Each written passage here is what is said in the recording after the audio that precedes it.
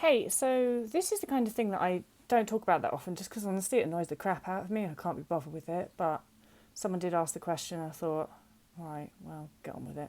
So the question was, what are your thoughts about people who have recovered and still think a lot about food because they love food?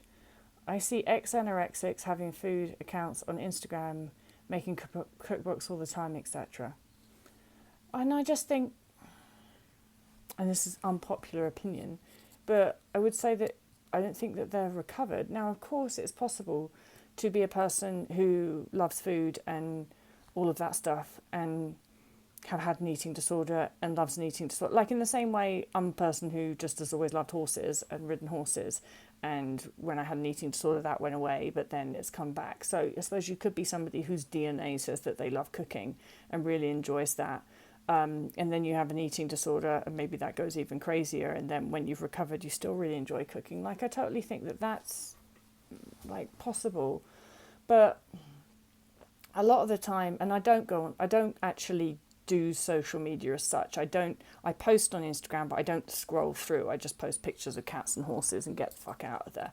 So I don't really come across a lot of this stuff, but I have done in the past. And a lot of the time when I see things like this, my first thought is like, well, you're just not recovered. You just may be doing better. You've gained some weight, but you're not recovered. A lot of the time, people are either showcasing a lot of mental hunger or they're showcasing a lot of food restriction and sort of overly healthy eating and basically orthorexia.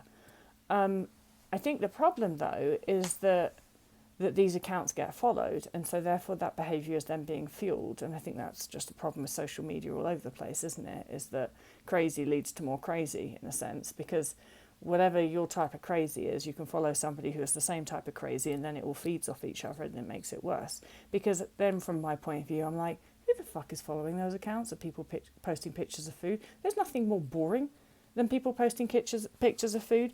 You know, like, why would you post a picture of a food when there's stuff like this in the world? Things like this exist, and you're posting a picture of a baked potato. So, even if I was somebody, say, and I'm not, I'm the first to admit I have no interest in cooking since I've recovered. None at all. Just cannot be bothered. I have just have everything else in the world seems more interesting to me. But even if I was somebody who really enjoyed cooking and did a lot of that, why would I post that on Instagram? Because it's boring as fuck. You know, like, animals are not boring. Everybody likes animals, and if you don't, there's something wrong with you. So, of course, I'm going to post pictures of animals on Instagram because animals are cute.